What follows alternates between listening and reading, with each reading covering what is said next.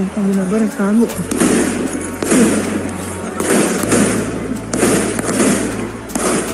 Tangin na ginawa rin. You can just imagine the grief of the widows. Nakita nila yung video na yan. Na-imagine nila yung husbands nila sa loob ng sasakyan, walang magawa at niraratrat ng mga putang inang mga gunman na yan.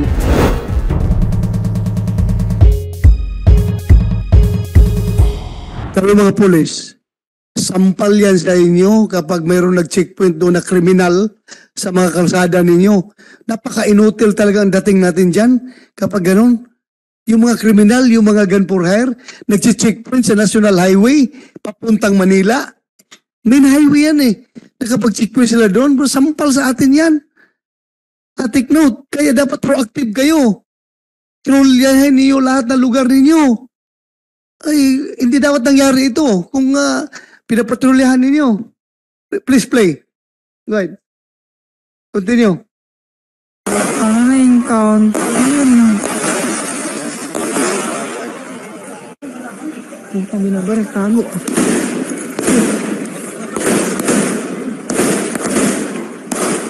Tangin na ginawa rin. Shit. Fuck.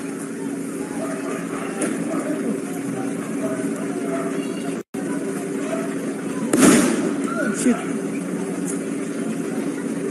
Gunman? Gunman ata yun.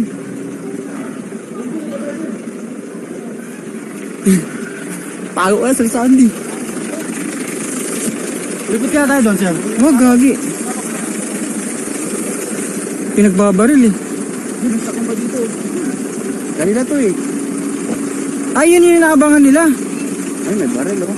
Yun yung inaabangan nila kanina. Patay oh. Okay na, okay na. Patay, gagi. Kung ba natin na? Patay. Pinaulan na ng bala eh. Tangina, binabarilan lang eh. Uy!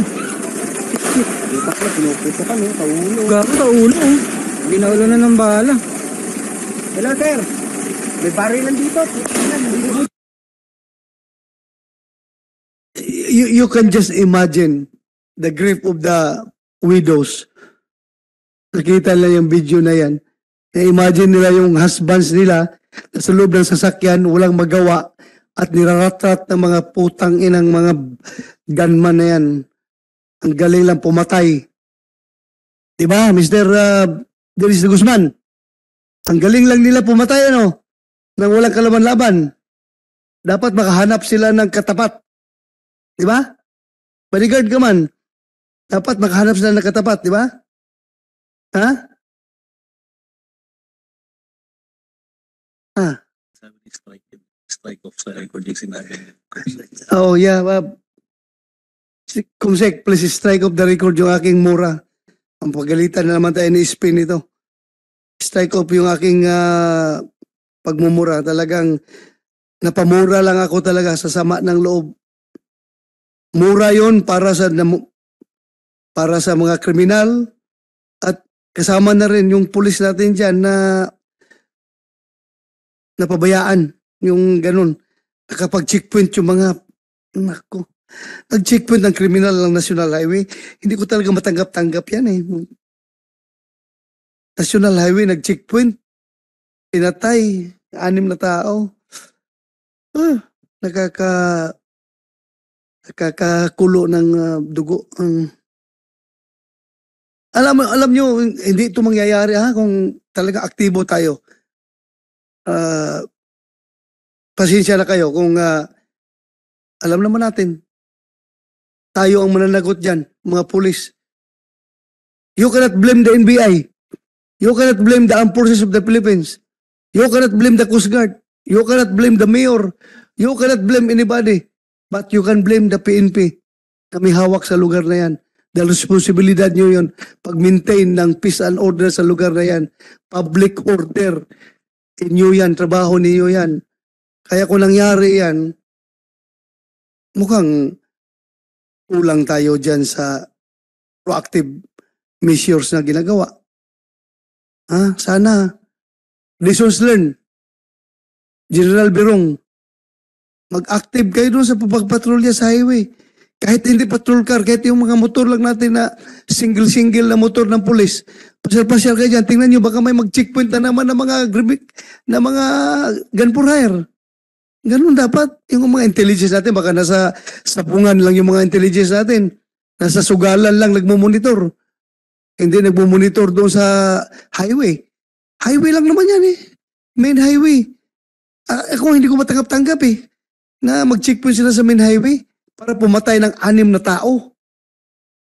Mr. Chair, Hindi ko matanggap. makatanong ko lang. Yeah, go ahead. Meron bang highway patrol group sa area na yan? May mga naka-assign ba unit ng HPC? Kasi Meron yan. Every region may highway patrol.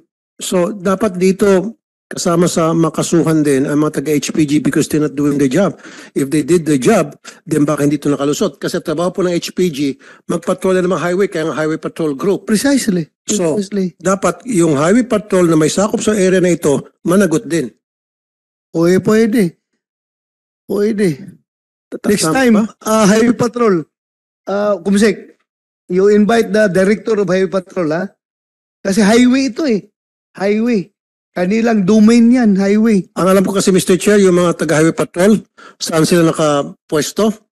Yung checkpoint na DNR, tapos maghagisan sila ng papel doon sa kardero ba? May kardero doon, hagisan.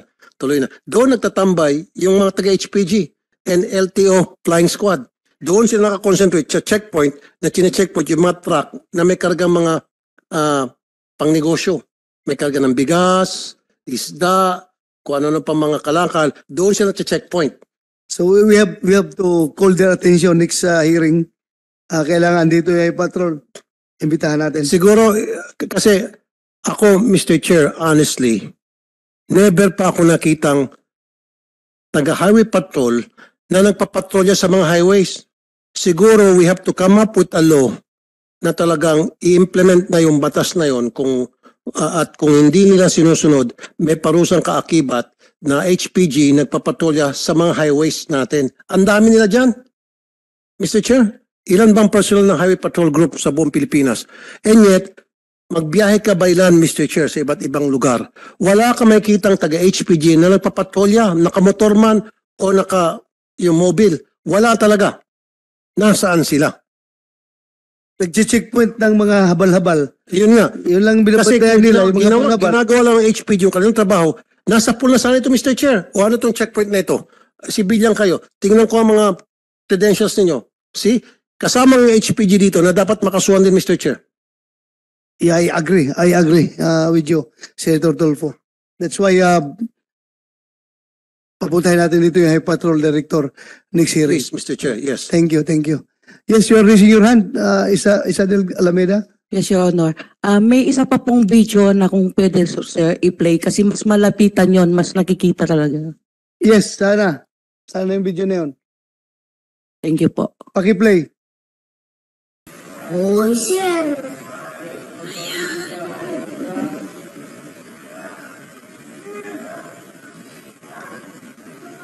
Nangyari.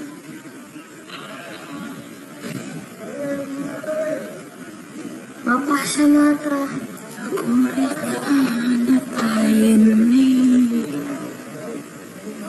Labi na rin patay. Diyos ko.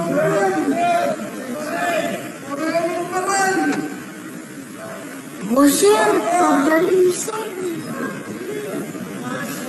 Natayan.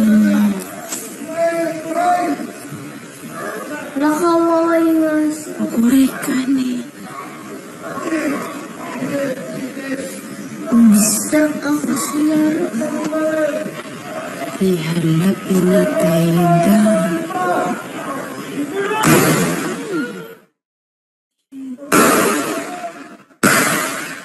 Oh my God.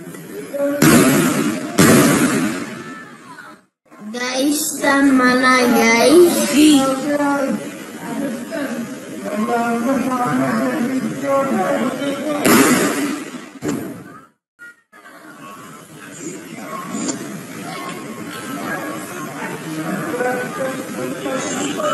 Pinatay na tayo. Babaliw. Punta na kayo sa Para pang talaga ginamit yung style ng pulis. Di ba? Taas mga kamay. Ano pa yung pinagsisigaw doon? Talagang kinumander yung buong sasakyan. Di ba? Kinumander at talagang under their command. Taas ang mga kamay. Ano pa yung mga pinagsisigaw nila? Bago in-execute, isa-isang pinuputukan. Ganon ka walang Diyos yung mga tao na yun. Yes. Your Honor, parang yung sa video, sir. Mali yung finishing na po yun. Yun yung time na pinasok na nila yung car na inisa-isa silang binaril. Yun. Yun po, ito yung finishing po nila. Halata man kasi isa-isang putok. Kasi yung una putukan marami, di ba? Opo. Tak, ganun. Tapos yun ito, finishing touches na yun. Tingnan nyo kung buhay pa o buhay pa, tapusin. Hindi man nakonsensya yung mga tao na yun. Alam niyo kung kumahuli niyo yun, tas stagey, kung mahuli niyo yun, i-text niyo ako ha, at pupuntahan ko yung mga tao na yun. I-text niyo ako. Bisitahin ko lang. Pag nahuli ninyo, please, ulihin ninyo. Pupuntahan ko. Mr. Chair, pwede makasingit. Go ahead. Okay, right after that incident, ilang minuto o oras nang matanggap po natin may kinaukulan, particularly sa PNP, yung tungkol sa ambush? What time did the ambush happen? What time? May I request the PNP Bagabag, sir, to answer the Okay, question. PNP Bagabag. What time did you receive? Did you get the alarm? It's either from the barangay or concerned citizen pertaining to the ambush, and what did you do? Earlier kanina, Your Honor, in-explain na niya yan, yung chief of police doon sa Bagabag, na 8:45 sila nakatanggap ng tawag. Ano oras po Tapos, nangyayari ang ambush? 8:45 ng umaga, nakarinig ng tawag. Di nag-organize sila. Ano oras po sila nakatanggap ng tawag daw? 8:45. Same.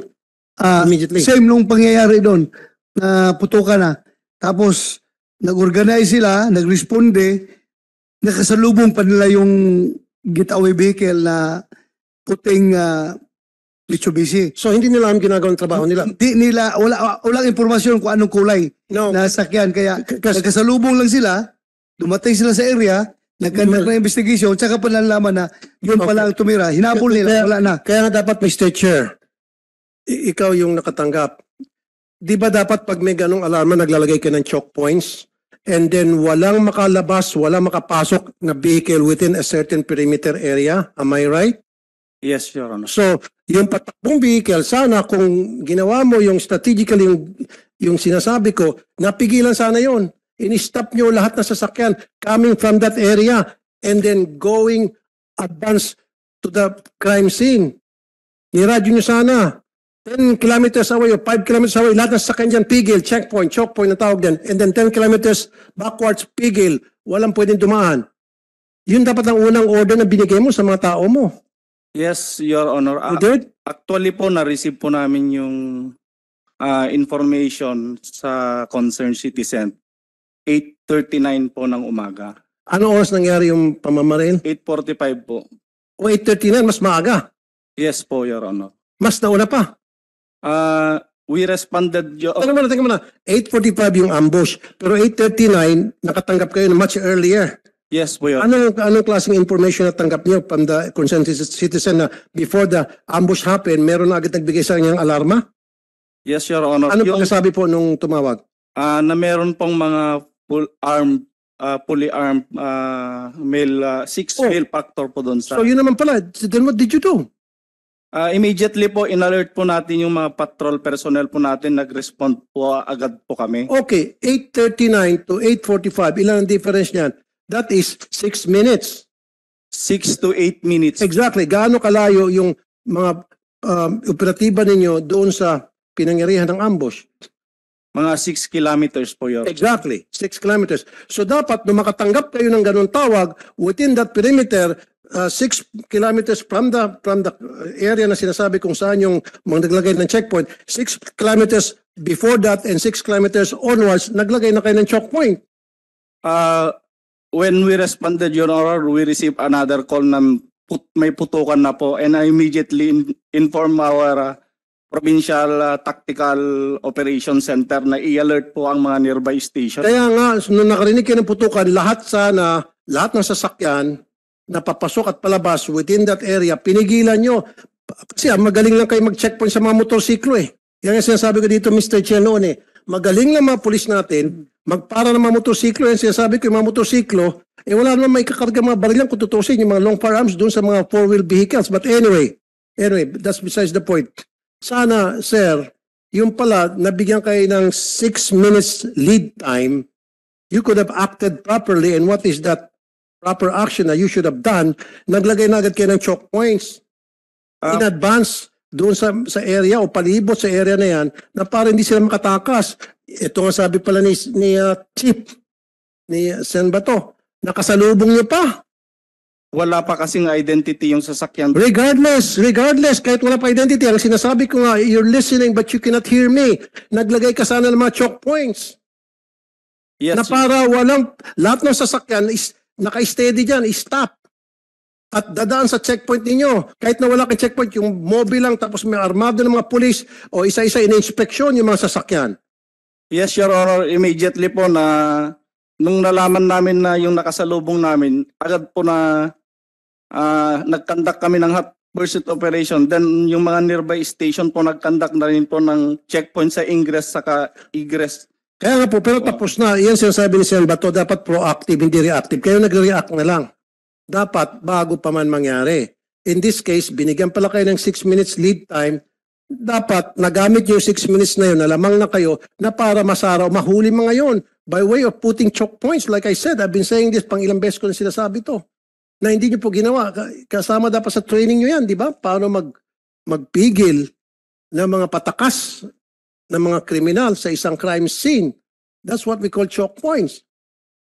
Di ba? Immediately, so pag sinabi halimbawa di ba sinabi sa inyo ng concerned citizen kung saan eksaktong lugar yung illegal checkpoint o yung mga armed groups, di ba? Yes, Your Honor. Okay. Nung sinabi yun, agad-agad nagharang na kayo sa pamamagitan ng isang choke point o checkpoint sa magkabilaang opposite sides. Di ba? Mr. Chair. Yes, alam nyo bakit yung Digamo incident doon sa Negros Oriental, kahit well-trained yung mga gunmen doon, talaga mga ex-army yon, pero nahuli sila. Alam nyo bakit? Hindi huminto sa hot pursuit yung mga pulis hanggat umabot sa punto na nag-overheat yung sasakyan nung mga gunmen, isang sasakyan, yung Pajero, kaya inabutan ng mga pulis. Pero Pero dito, Mr. Chair, unique tong sa kanila na nabigyan sila ng lead time na 6 minutes. Mahaba na po yung 6 minutes. Nabigyan sila ng alarma. medyo mabagal nga ang reaction time. Nababagalan ako. Pero para sa akin, Mr. Chair, questionable yun. Nabigyan ka ng 6 minutes lead time and yet, hindi mo man lang napigilan na uhuli o na-arresto ang isa man lang doon sa kasabwat o yung mga taong may kagagawa ng krimen. 6 minutes is a long time. Immediately after na ma-receive niyo po yung alarma na yan from a concerned citizen, kung ginawa niyo yung tamang ginagawa, yung tamang aksyon, dapat naharang yun. Kaya pakinggan mo natin si Ruel Alameda. Sir, actually po sir, bali po yung nasa report nila sir eh. Kasi may conversation pa yung kuya ko sa mga kaibigan niya sir ng 9:03. And then sa mga asawa po ng mga victim sir, may conversation pa po ng 9:03 sir. So ang alam po namin, past 9:30 na pinatay yung kuya ko sir. So ang haba po nung span nila sir. From 8:39 to 9:30 po ng umaga. Halos isang oras po sir na nakabarigada na po yung Anong oras? 9:03, 9:05 sir, may conversation pa po yung kuya ko sa mga contacts niya po kasi nag-i-invite po may ini-invite po sa mga tao sir. Kaya yung layo po nung sinasabi nila sir na 8:45 po na pinatay yung kuya ko, hindi po 9 plus po yun, baka 9:30 pa nga po sir eh. Ang layo po talaga nung span. So ano, Hipe? Anong totoo? Yun po talaga, sir, Your Honor, yung pagka-receive po namin ng information sa concerned citizen. So, kung 8:39 pa lang, nakatanggap na kayo ng impormasyon. 9:03, may contact pa sila. Ibig sabihin, hindi pa nangyari ang ambos. Yes po, Your Honor. Kung pagkatanggap ninyo ng impormasyon na may nagkakandak ng checkpoint doon, tapos alam mo hindi nyo tropa, kung concern lang kayo, mabilis kayo nag-react. What is 6 kilometers? 6 kilometers from your station to the crime scene, tatakbo yan, ilang minuto lang yan. Mabilis kayong kumilos. Siguro ang responde nyo napakabagal. Kaya natapos na. Marinig nyo, ilang minutes yun, may finishing touches pa. Katapos ng pinutukan, may paisa-isa pa. Bago sila nag-withdraw. Kung mabilis kayo, inabutan niyo yun. Kasi Mr. Chair, kasi hindi pa nila alam kung sino yung armed group na you could assume na those are terrorists, those are NPAs. Kaya nga yung sinasabi ko yung checkpoints na hinarang yun na agad yun na 6 kilometers paabante, 6 kilometers paatras, naggawa na kayo ng mga barikada. Kasi i-assume nyo na later on tatakas din yun after na magawa nila yung purpose nila. Di ba? Ma-execute nila yung purpose nila na hindi nyo po ginawa. Ngayon, may ibang statement to si Mr. Alameda na hindi lang pala 6 minutes, kundi up to 30 minutes ang lead time na binigay sa inyo. Actually po sir, yung araw na po na yun sir, ako po yung sir, kumuha doon sa kuya ko sir na kinuntahan ko na po. Lahat po ng checkpoints na dinaanan ko sir, papunta at palabas po ng Bagabag kasi sa Solana ko po kinuha yung kuya ko sir. Walang checkpoint sir. Yung mga checkpoint lang doon sir, yung checkpoint na ginagamit noong pandemic sir. Normal na po na checkpoint yun nasa tabi. Sabi nga po sir, nagmamadali po kami sir, hindi po kami checkpoint sir. So, nung kinuha mo yung bangkay ng kapatid mo, pinunta mo, walang checkpoint. Wala po sir, yung mga checkpoint lang po sir, yung mga pandemic lang po, yung ginamit po sa pandemic na checkpoint. Wala po checkpoint sir. Then there's something wrong with our PNP here, Mr. Chair. Dapat lahat ng pulis, pati itong kausap natin, what's your name, sir? Police Captain Mervin Biadoy, sir. Dapat pati si Kapitan, imbestigahan, Mr. Chair. Yes, we have SITG, di ba? Ang SITG nyo is regional level na. So, kasama sa investigation. Is he under investigation? Sino ba sasagot sa inyo? Colonel, is this captain under investigation? Yes, sir. We Should be. actually asked them the time element for them, how did they react, and what was the yung consideration. Okay, kita mo, Captain, sabi mo, agad kayo nag-conduct na operation at naglagay kayo ng checkpoint. Sabi niyo kanina, di ba? O, sabi niyo wala. No, sir. What I'm referring here is when we responded at the information we received, sir. Kare-receive pa lang po namin ng kwan. Wala pa pong nangyari. Kaya yung team po na na-compose, rumisponde po agad. Pero next time, Captain, you would agree with me para mahuli niyo po yung mga grupo na yon na naglagay ng illegal checkpoint, dapat naglalagay kayo ng sarili niyong checkpoint. Especially after na mangyari yung pamamaril, naglaging masigasig kayo dapat nung marating na sa inyo na meron ng barilan, meron ng ganyang ambush, naglalagay na kayo ng mga checkpoint. Pero hindi niyo pa rin daw ginawa. Up to the end, tama? Yes po, Your Honor. Oh, bakit hindi kayo naglagay ng checkpoint? My action taken, Your Honor, is I alerted the Provincial Tactical Operations Center for us to assist us the nearby station. Kaya nga, what did they do? What kind of course of action did they execute after na you informed them about the incident? Of course, they did the follow-up operation, pero kasama dapat sa follow-up operation dyan, yung paglalagay ng checkpoint. Yes, Your Honor, because that time we are conducting hot pursuit operation, sir. Yes, again, even if you're conducting hot pursuit, dapat maglalagay pa rin kayo ng checkpoint para masara yung mga taong patakas doon sa crime scene. Strategically, dapat nagposisyon kayo ng mga checkpoints. Yes, Your Honor. Yun po yung tinawag ko po sa PITOC, conduct hot checkpoint post, Your Honor. Pero sabi ni Mr. Alameda, wala raw siya nakita mga checkpoint. Yes po, Your Honor. Yung mga nakita ko lang pong checkpoint, sir, yung mga normal pong ginamit po nung pandemic, sir. Yung Pero walang mga pulis doon nagbabantay para inaabangan, hinaharang yung mga patakas na mga kriminal. Wala po, Your Honor. Nasa tabi lang po. Doon po dati dumadaan yung mga sasakyan, sir, pag nagpapacheck po nila. At least you could have used that, Captain. Nagamit dapat ng mga personal niyo yun, yung checkpoint na yun. Tapos nandun naka-standby, naka-arma light yung mga bata ninyo. At least you failed to entertain the thought of conducting checkpoint. Am I right? Ang sayo lang is mag-heart at pursot. Hindi ka nakapag-isip na mag-conduct ng checkpoint. What comes in my mind, Your Honor, is to na tumawag po ako sa Provincial Tactical Operations Center para magpatulong po kami sa nearby police station para matrap po sana habang kami po ay nagkakandak ng hot pursuit operation. So mas marami pa tayo patawag dito ngayon. Sino operator na yun na tinawagan mo? Operator ng TOC. Sino nakausap mo?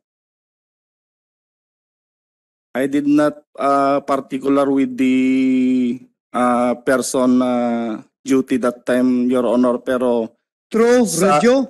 Through my personal phone, Your Honor. Through your personal phone? Yes. So, PD, hanapin mo yung operator na nakatanggap ng tawag niya, at mag-ready siya mag-explain anong subsequent actions na ginawa niya after humingi siya ng checkpoint from nearby police units. Tanungin mo kung anong ginawa niya. At isama mo dito yung operator na yun na nakatanggap. At kung meron mang nag-conduct ng checkpoint, isama mo dito ang team leader. Pagbalik natin. Thank you. Mr. Chair, Yes. sino chief of police at that time? Kayo po ba? Si Police Major Oscar Abruena, Your Honor. Nasaan si Miss Major Abrena? Major, okay. Now, after the incident, after the ambush, did you inform the mayor? And if you did, gaano katagal from the time nung mangyari ambush up to the time na nakarating yung kay mayor yung balita ng tungkol sa ambush? Sir, good afternoon, sir. Sir, pagkatanggap ko ng information, sir, galing sa deputy ko, sir, kay Captain Mervin Biadoy, sir, nag-message kaagad ako kay una, sir, sa immediate superior ko, sir, kay PD, sir, nag-message ako, tapos kay S3 regarding the incident, sir. Tanong ko si mayor, i-skip mo na yung mga ibang detalye na binibigay mo. When did you inform the mayor from the time na nakarating sa information about the ambush? Mga hapon na, sir. Kasi Sinong mayor in-inform mo? yung sa Bagabag, sir. Mayor ng Bagabag? Yes, sir. Hindi si Mayor Hindi, sir. Mayor Chan. Mayor Baga, okay. Kasi doon lang sa nakakasakop sa area namin, sir. Okay. So, in-inform yung mayor ng Bagabag and then the mayor obviously did get in touch with the proper authorities, mga police. Pero, meron bang nag-inform kay Mayor Chan? Pagkatanggap ko ng information kasi, sir, hindi pa namin identified yung mga victim, sir. Kaya, yun nga, yung message ko kay PD ko, sir, unidentified victims, then unidentified din yung suspect, sir. Okay. So, nung identified na po yung victims, so yung PNP, proper authorities, na-inform po yung PNP about sa ambush ni Vice Mayor. So, kailan po, sino po sa member ng PNP na kunarito na nag-inform po kay Mayor Dale Chan na yung kanyang Vice Mayor na ambush? Sino po yung, andito ba? Yung police na nag-inform kay Mayor? And I need to know what was the reaction of the Mayor when he received that information. Si Mayor na tanungin natin. Mayor, may police ba na nag-inform sa'yo na namatay, inambos yung Vice Mayor mo? Wala po, sir. Wala. Wala po, sir. Paano mo nalaman na inambos si Vice Mayor? Yung municipal administrator po namin, sir. Sinabihan ka? Opo, sir. na inambos yung vice mayor mo. Opo, sir. Anong ginawa mo? Sinabihan ko po na i-report sa police po tapos puntahan po nila. Ni-report sa police. Opo, sir. Ano, hindi ka nababagabag na namatay yung vice mayor mo? Mabagabag po, sir. Nandun po ako noon sa Manila po, sir. Manila ka? Opo, sir. Wala ka doon nung nangyari sa Manila ka? Opo, sir. Si Tebes nasa abroad nung may nangyari kay Digamo. Wala akong sinasabi ba't kayo tumatawa. I'm just saying what I need to say. Your Honor. Yes, go ahead, Mrs. Alameda. Yes, thank you, Your Honor. Bali po dun sa sinasabi po ni Major Abrogena na hindi po kagad na-identify yung mga victims, dun po sa sasakyan, Your Honor, is may nakahang po na ID si Vice Mayor dun. So, kaagad makikita po nila na Vice Mayor yun. So, yung sinasabi po niyang hindi nila na-identify kaagad, imposible po yun. At saka, kung ano yun, government issued vehicle yun, di ba? Kasi red plate eh. Yes, Your Honor. Oo. Kayong Abrogena, hindi kayo nagtataka, gobyerno ito, inambos. So, dapat, chinik nyo kagad doon ang mga laman doon sa loob. O may ID, mayor pala ito. Gaano katagal yun nalaman na mayor pala yung, vice mayor pala yung victim doon? Bali, sir, yung team ko, sir, team ni Captain Biadoy, sir, ang pumunta. Tapos in-inform niya ako, sir, kasi hindi pa nila linapitan yung kwan. Hindi pa sila nag-search, sir, kasi nagtawag sila ng mga SOCO, sir, to process the crime scene.